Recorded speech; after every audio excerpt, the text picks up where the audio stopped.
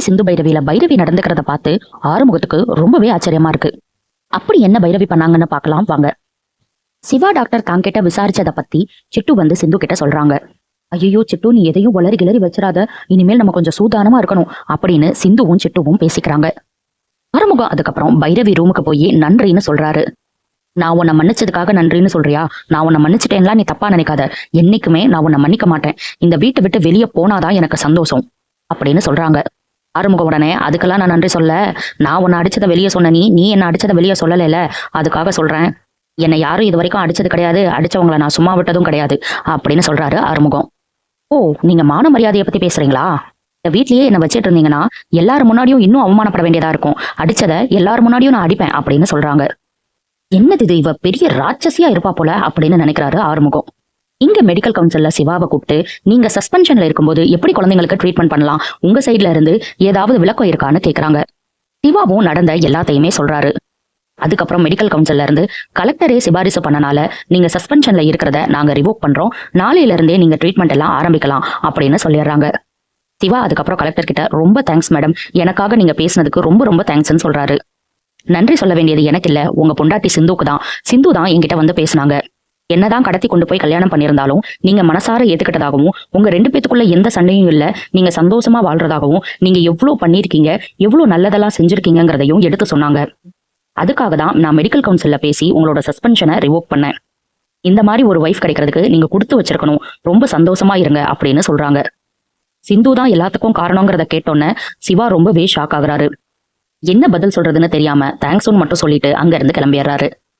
வெளியே ஸ்னேகாவும் அவங்க அப்பாவும் சிவாக்காக காத்துட்டு இருக்காங்க. என்னாச்சுன்னு கேட்டு சிவா நடந்ததை சொன்னோன்னு ரொம்பவே சந்தோஷப்படுறாங்க. இதெல்லாம் உன் நேர்மைக்கு கிடைச்ச பரிசு சிவா அப்படின்னு சொல்லி ரொம்ப சந்தோஷமும் படுறாங்க.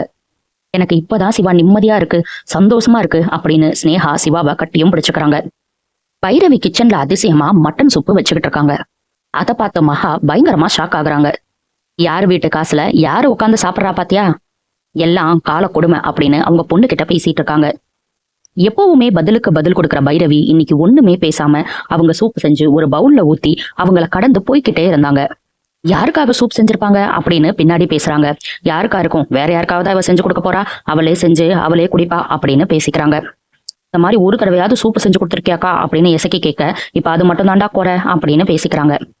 அன்னபூர்ணி இங்க ரொம்ப கால் வலிக்குதுன்னு உட்காந்துருக்காங்க. பைரவி சூப்பு கொண்டு வந்து கொடுக்குறாங்க. தலையில அடிப்பட்டதுல இருந்து உடம்பே ரொம்ப அசதியா இருக்குமா, எப்ப பார்த்தாலும் தூக்கம் வந்துகிட்டே இருக்குன்னு சொல்றாங்க. கால் வலிக்குதுன்னு அன்னபூர்ணி சொன்னோன்னே, நீங்க சூப்பு குடிச்சிட்டு படுங்க, நான் உங்களுக்கு கால் அமைக்க விடுறேன்னு சொல்றாங்க. வேணான்னு எவ்வளவோ சொல்லியும் பைரவி கேட்கிற மாதிரி இல்ல, கால் அமுக்குறாங்க. ஜன்னல் வழியா இத ஆறுமுகம் பாக்குறாரு. என்னடா இது, நான் ஏதாவது கனவேதும் காண்றேனா அப்படின்னு கண்ணெல்லாம் கசக்கிட்டு கண்ணை முழிச்சு முழிச்சு பாக்குறாரு. இவ என்ன எங்க அம்மா காலை பிடிச்சு விட்டுட்டு இருக்கா, சரி சரி இவ பாக்குறதுக்கு முன்னாடி கிளம்பிடலான்னு கிளம்பிடுறாரு. பைரவி காலமைக்கு விட அன்னபூர்ணி தூங்கிடுறாங்க. உங்களுக்கு இப்படி ஒரு நிலைமை வர நான் தான் காரணம்னு ஃபீல் பண்ணி அலறாங்க பைரவி.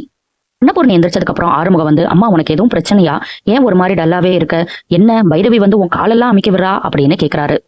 பைரவி ரொம்ப நல்ல பொண்ணுடா, கட்டாய கல்யாணங்கிறனால ஒரு மாதிரி இருந்தா, டைம் போக போக இதோ சரியாயிரால அப்படின்னு சொல்றாங்க.